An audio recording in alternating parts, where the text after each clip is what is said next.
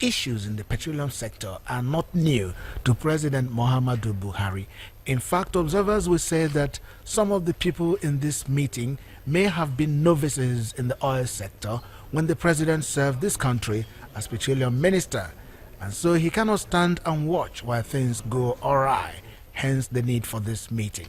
Minister of State for Petroleum speaks to State House correspondents on what the meeting is out to achieve. I will probably highlight a few, and those who concern the issue of PIB. The union obviously wants us to work harder than we're doing in trying to get the PIB passed as quickly as possible. They're worried about the fuel scarcity issues and what the long-term solutions will be to trying to resolve this issue. They're worried about the refineries, and thankful of the fact that we didn't proceed to sell the refineries, but are looking into how to work collaboratively with them to make sure refineries work. They're worried about all kinds of utilization of depots and how best to do that. The president is said to have tasked them to be agents of change and to ensure that they take change on its head and make it happen.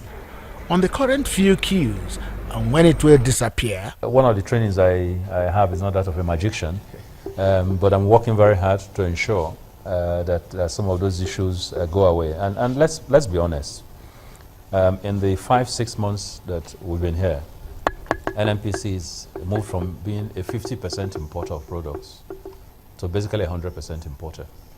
The 445,000 barrels that were located enables us to cover between 50 and 55% of importation. So it's quite frankly sheer magic that we even have the amount of products that we have on the stations. We're going to put a new model to enable us to increase the pace and actually get measures as part of the crew that we're entitled to apply some of those to bring in more products.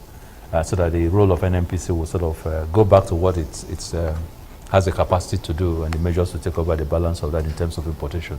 I think that if we do that, I will expect, I don't want to put a time frame, but I will expect that over the next 2 months, of course you know that the DSDP program begins 1st of April.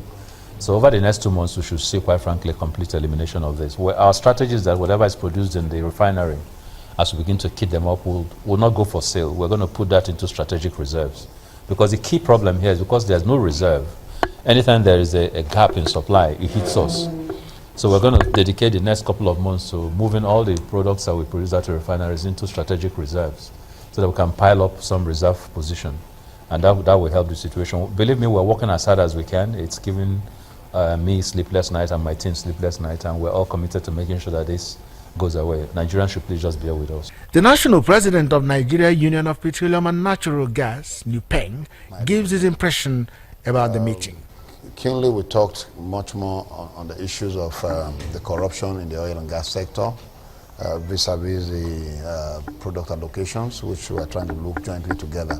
Mr. President also assured that both NUPENG and PENGASAN will be part of whatever structures or restructuring that is going to be made to look into some of these issues and to make sure scarcity is completely out of our street and our filling stations. President of Petroleum and Natural Gas Senior Staff Association of Nigeria, PENGASAN, recognizes the fact that the president is not new in the sector and is capable of introducing the magic wand to change the ugly situation here. He is key and is also concerned about what Nigerians are going through. I also say that yes, he bear their pains, and whatever he needs to do as Commander-in-Chief with our support and collaboration, he's going to do it and make sure that yes, Nigeria can tap the benefits of being an oil-producing country. Nigerians will be watching and waiting to see the queues disappear completely in a country said to be one of the biggest oil producers in the world, as it's only then that they will believe that what happened here has indeed been a fruitful deliberation. Chukwuma Onwekusi, Channels Television News.